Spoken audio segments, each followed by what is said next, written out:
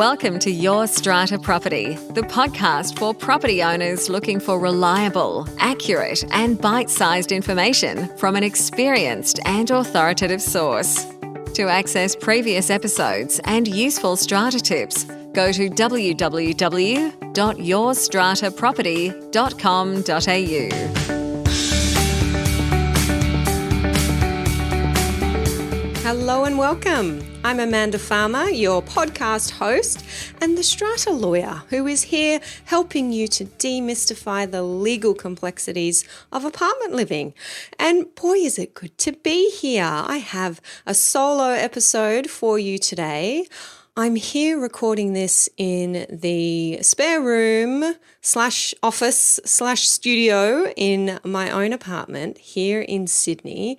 It is a windy afternoon. It's chillier here than it has been recently, but we still have that beautiful sun shining. Life is good. We are very lucky. What I want to ask you today is whether you're sensing this shift that's happening in our strata space right now. Amidst the uncertainty that I know many owners are feeling and the crazy busyness that pretty much all strata managers are feeling, there is, I think, an excitement and an optimism that I'm not seeing in many other places right now. That's what I want to talk about today. I want to dig into why I think this excitement and this optimism is here with us and what I believe we can achieve if we embrace it.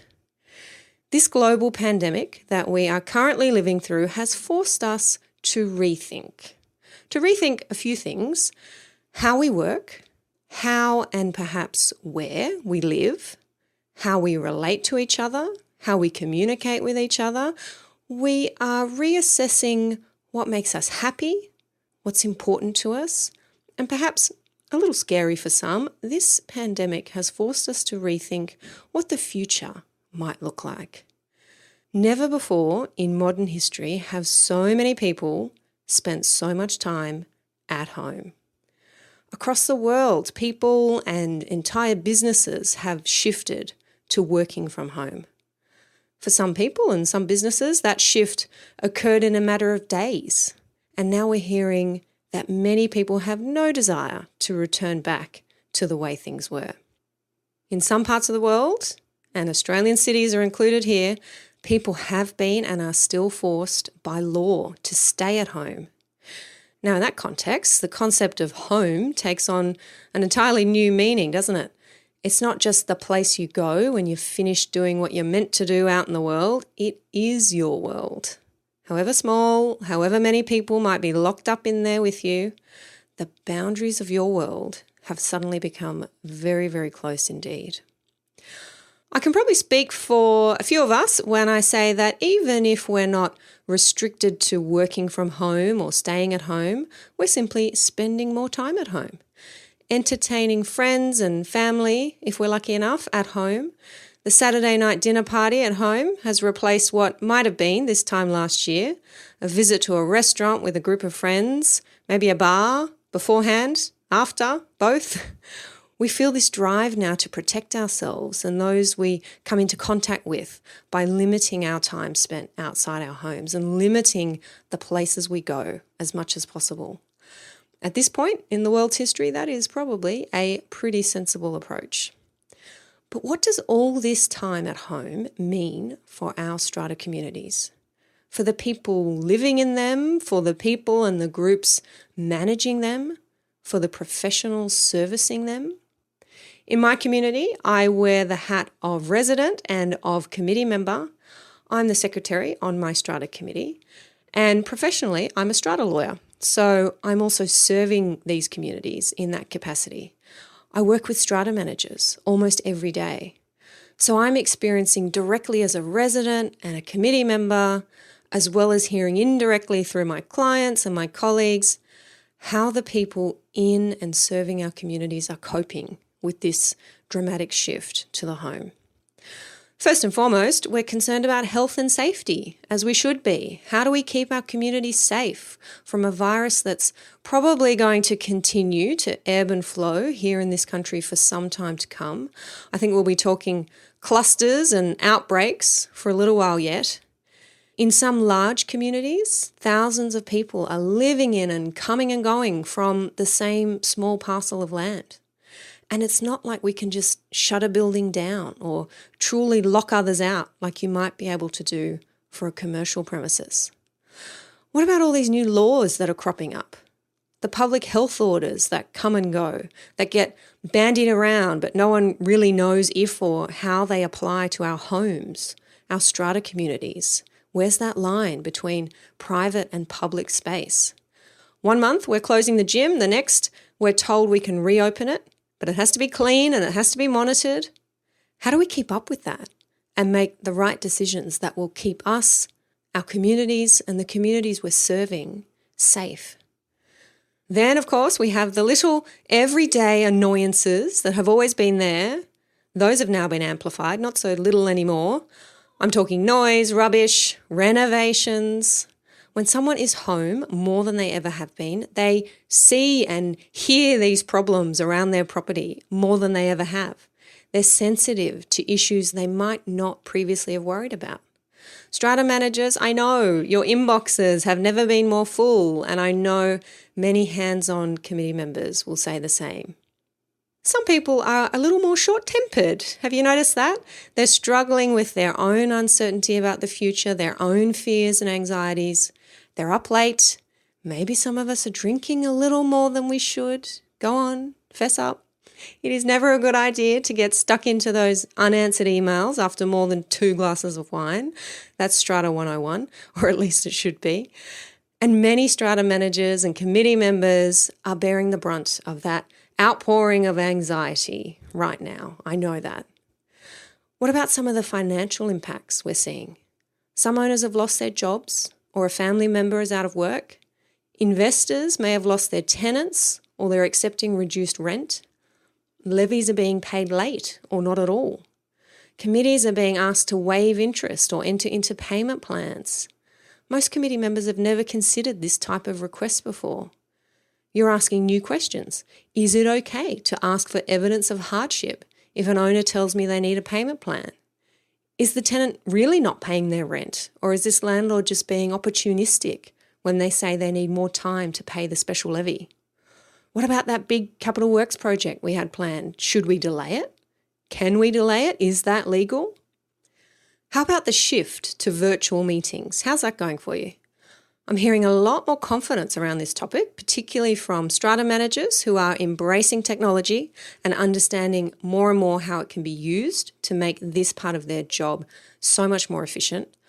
I'm hearing about how the poll feature in Zoom is being used to count votes and display the results, how strata committee elections are being conducted online, and how the mute button is so effective that some strata managers now dread having to chair a face-to-face meeting because they don't know how they're going to make the troublemakers shut up and move on to the next agenda item. I'm hearing that virtual meetings have increased engagement and show-up rate in some buildings because overseas investors can now participate more easily. There is so much being gained by this rapid adoption of technology that really has always been there, but most of us weren't using it. But on the flip side, what does the rise of the virtual meeting mean for our ability to properly hear and understand each other, particularly when a controversial issue might be up for consideration? How do owners really get to know and trust each other when they may only be meeting once or twice a year, and now that meeting is taking place online, not in person? There is so much communication that happens between humans when we're together in person that simply can't be replicated in the online environment. What is it that we're missing out on that we'd otherwise pick up when it comes to body language, facial cues, tone of voice? These are all questions you've probably never had to ask before. Or if you're a manager or a committee member, they're questions you've never been asked before. What are the answers to these questions? More to the point, maybe, what are the right answers? Sometimes it's hard to know what the right answer is in any of these situations. These questions are new and they are hard. Since about March this year, when the reality of this pandemic really set in here, I've been telling owners, committees and managers to make the least worst decision. That doesn't mean it's the correct decision, and maybe we can't even point to a particular part of the strata law that backs it up, because that part of the law doesn't exist yet. But the least worst decision is simply the best that can be done right now in a difficult situation. Have you heard the quote, just do the next right thing? Yes, parents, grandparents of young kids listening may take that as a reference to Frozen 2, but it has been attributed to a few others other than Princess Anna.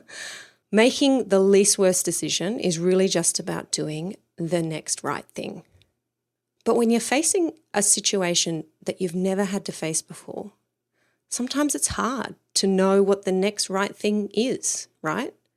Sometimes you don't have that flash of inspiration, or your uncertainty and, let's say it, your fear is getting in the way of the solution. When that happens, that's when it's time to ask for help. That's when it's time to draw on your wider community, your network of mentors, of colleagues, of friends. Maybe these people are not facing the exact same problem as you. Maybe they're not even dealing with difficult owners or neighbours in a strata building, but maybe they know a thing or two about conflict or about human behaviour or effective communication. Maybe they can give you a perspective that you haven't quite been able to get before. And a change of perspective means everything when you're trying to solve a difficult problem. Now, this is the reason that I am excited and I am optimistic. Not just optimistic, I think that's too small of a word. I am enlivened. I'm inspired. Because I can see that when we're forced to shift our perspective, when we're forced to admit that the way we've been doing things may not be the only or even the best way, when we're forced to be resourceful and to look outside of our small strata world, when we do that, we start building a path towards a brighter future. A future where strata living, strata investing, and strata service is more desirable, more profitable, and more rewarding than ever before. Now, to this very end, there is something that I have been working away on in the background for a few months now. If I'm honest, it's actually the coming to life of an idea that's been percolating for a few years. I'm bringing it to you now because I know that now is the right time for something like this. Over 4 days in September, I'm going to give you these different perspectives that I've been talking about, this resourcefulness, this range of viewpoints. In September, you'll have access to 9 world-leading experts on community, property, and law. I'm bringing them to you as part of the Shared Space Summit, the world's first online summit for strata property owners. I truly feel that there is no better time than now for a summit like this. Not only is it online, the only way to plan events of this magnitude these days, of course, but I know these experts are going to bring you knowledge, inspiration, the encouragement, the tools, the actionable steps and strategies that you can take back and implement in your communities and those that you're serving. The summit runs from the 15th to the 18th of September. It will not cost you a thing to experience the summit. Registration is free, but you do need to register. You can do that over at yourstrataproperty.com.au/summit. Over on that page, you are going to find out some more information about the summit and about our special guest experts. You'll see on that page, I've already announced the names of some of the carefully curated guests I'll be bringing you. One of these guests is Charles Vogel. Charles is an executive advisor and regular guest lecturer at Yale School of Management and the Yale Leadership Institute. He is the author of the international bestseller, The Art of Community. Few people know more about building and sustaining great communities than Charles. Charles tells us what a trust bank is and why our strata committees need to start building one right now. You want to be better at dealing with those everyday problems that have suddenly been amplified? Then you need a trust bank. We also talk about the importance of the welcome. How do you welcome new members into your community? And if your answer is, Amanda, we don't welcome them at all, then you better tune in and learn what this mistake is costing you. All of that and more in my chat with Charles Vogel. I'm also bringing you Sam Rees, the Director of Australian Apartment Advocacy, a group that gives voice to people who choose apartments. Sam brings a well-needed shot of positivity to our sector at a time when we're hearing about declining property values in some areas. Sam is proudly proclaiming the easy breezy lifestyle of apartment living, and she shares with us the number one reason why people choose to live in apartments. Sam is doing excellent work with governments around the country, letting them know precisely what apartment owners need to ensure that we can continue to improve apartment living. She shares all of that in her summit session with us. And Kat Carmichael joins us from California. Kat is the immediate past president of the Community Associations Institute in the US. So you want to think SCA on steroids, that's what the CAI is. Kat explains how they are turning the crisis of the pandemic in the US on its head, recognizing the strength of the community management sector. It is as recession-proof over there as it is here. Their leaders in the US are already developing a recruitment strategy targeting other industries that have been hit hard by the pandemic, such as hospitality.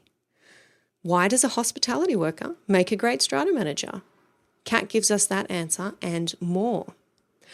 Those are just 3 of our special guest experts for the summit. I have 6 other inspiring experts for you, but I like to keep you in suspense, so I am only releasing their names gradually as we lead up to the summit.